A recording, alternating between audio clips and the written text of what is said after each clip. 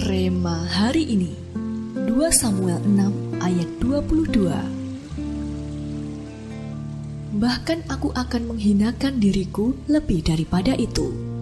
Engkau akan memandang aku rendah, tetapi bersama-sama budak-budak perempuan yang kau katakan itu, bersama-sama merekalah aku mau dihormati.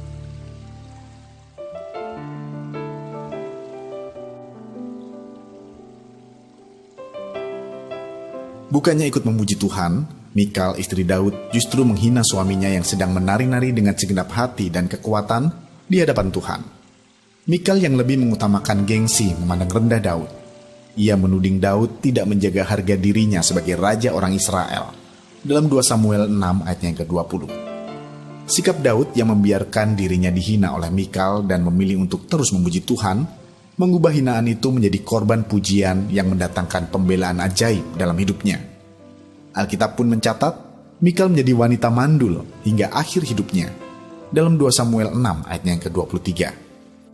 Di zaman ketika lebih banyak orang yang lebih mengutamakan gengsi seperti Mikal, memuji Tuhan di depan umum pastilah bukan hal yang mudah bagi kita, anak-anak Tuhan.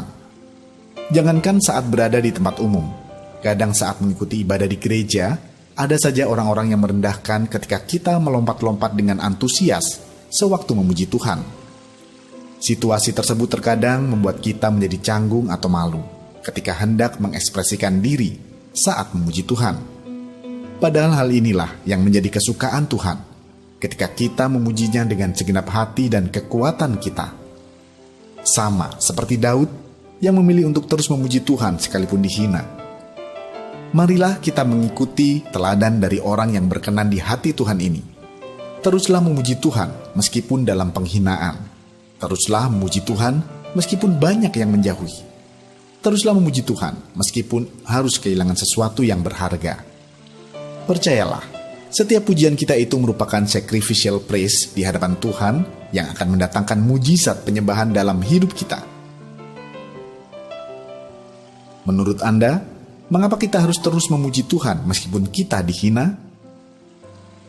Apa janji Tuhan buat kita bila kita terus menaikkan pujian sekalipun dalam penghinaan? Apa yang akan Anda lakukan bila ada yang menghina saat Anda memuji Tuhan di depan umum? Bapa yang baik, terima kasih untuk mujizat penyembahan yang sudah Engkau sediakan bagi kami. Ampuni kami yang kadang masih gengsi untuk memuji-Mu saat kami berada di muka umum. Mampukan kami, ya Roh Kudus, untuk terus menaikkan pujian bagi-Mu sekalipun kami akan dihina. Kami percaya, korban pujian kami akan mendatangkan pembelaan yang ajaib dalam hidup kami. Di dalam nama Tuhan Yesus kami berdoa. Amin. Tuhan akan menyatakan pembelaan yang ajaib saat kita menaikkan pujian sekalipun dalam penghinaan.